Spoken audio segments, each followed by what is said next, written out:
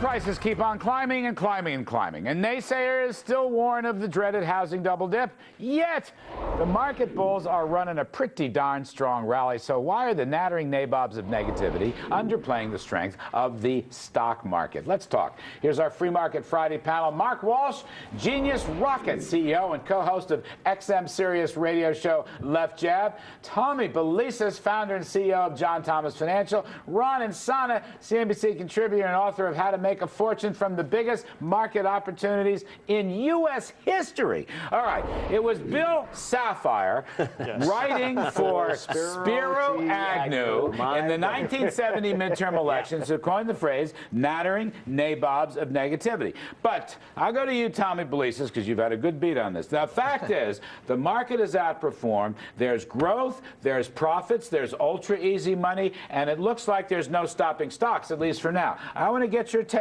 How far? How long? Why have people been wrong about this? You know, I think overall, if you look at the market in general, the resiliency of the market, I mean, we've had the Mideast turmoil, we've had the unfortunate situation in Japan, yet the market has gone higher, and you see corporate earnings rising. In 2011 and 2012, you see them going higher, and that's because people are forecasting past the forest out of all this turmoil that the sun will shine and corporate profits will grow, and people are buying into this. Why have people been so negative? And in particular, Ron and Sana, we've had, I'm going to say, a very good 6 months, at least 6 months of rising energy and gasoline prices. Now, there may be a tipping point out there, but we don't really see it yet in the stock market. Why is that? Well, I think, first of all, this is the biggest macro call in our generation. I mean, once the Fed turned on the spigots at the bottom of the crisis, which, you know, by itself was a generational event that I think scarred retail investors potentially for quite a long time. This has been an entirely professional affair that's been driven by massive infusions of liquidity, both in terms of monetary policy, fiscal policy, and global monetary and fiscal policy. This was, and we talked about this back in March of '09, Larry, this was a no-brainer. If you did not load the boat with stocks in March of '09, you were going to miss something big, and we've since doubled. Now, but even now, there's still a lot of liquidity. Interesting to me. You know, there's still a lot of liquidity. That's the thing. People are ignoring that. Even now, I mean, for example, and I raise these issues, but gasoline prices up, $3.75 today. 10 states are just about $4. For some premium, yeah. So, way up. In some sense, real wages are falling. Energy shock looms large after what happened in 2008 in the 70s.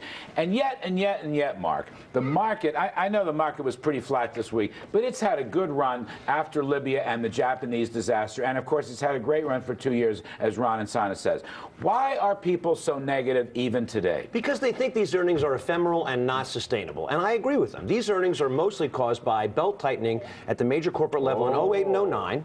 So these earnings are not the kind that you're going to see out 5, 10 years, in my opinion. Belt tightening always generates better cash flow. That's the drill. And I think this is. I think there's some people who are going to get very badly surprised. In my opinion, I am a nattering. So you're a nabob. I am a full-fledged nabob. I think this Q4 is going to be a bad Q. All right, what's your rebuttal to this nabob? I have to disagree, and I'll tell you why. I mean, the bulls right now have tremendous wind on their back. I mean, like Ron had said, you have the Fed pumping as much money into the system to keep this recovery going. You have corporate earnings growing every quarter. I mean, 75% of all S&P 500 earnings have been increasing. Why? Because corporate profits in businesses are growing. They're not forecasting. Now people are. I know you are. You go ahead. I'm just going to say, I don't think that businesses are growing as much as corporations are finding more cash flow by reducing the cost of operations. Here's where I would disagree. And I think that's ephemeral. Go ahead. I travel like mad. Okay, I was in Miami. The depths of the real estate recession still being felt there, and Miami's on fire. Manhattan is on fire. I've been in Phoenix. Right. Drivers are telling me that business is as brisk as they've seen it in a couple of years. I've been in Los Angeles. Things are fine.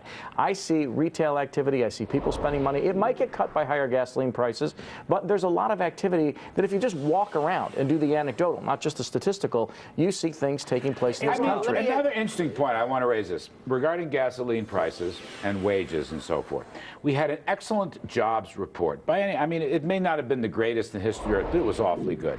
And a lot of friends of mine, conservative friends of mine, are downplaying it, whack-a-moling it. It's no good. Obama can't create jobs, whatever. I don't look at it that way. The economy is starting to throw off some jobs.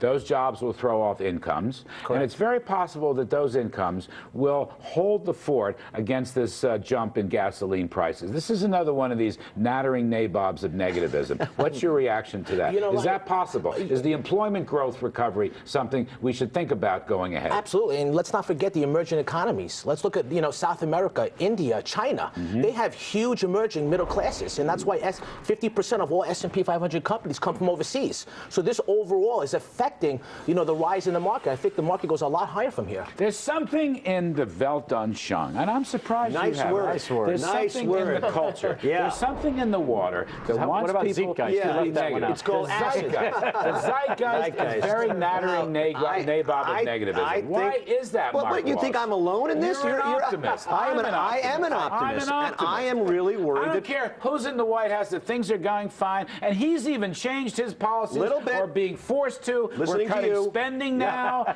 This can't be bad. Clearly he's watching the show, Larry. But no, I am negative because I think people want the world to be good. Economics is based on emotion. People want things to be good, and it is good, and they want it to be good, but the numbers will not lie in a Can I take the flip side of that argument real quick? I gotta go. People have a real vested interest in wanting things to be bad, and things are actually better than they say. I want things to be better. Mark Walsh, Tommy Belesis, and Ron and Sana. That's it for tonight's show on a great Friday night. You all have a great weekend. We will see you Monday. Thank you, gentlemen. Terrific stuff, you nattering nabobs, you.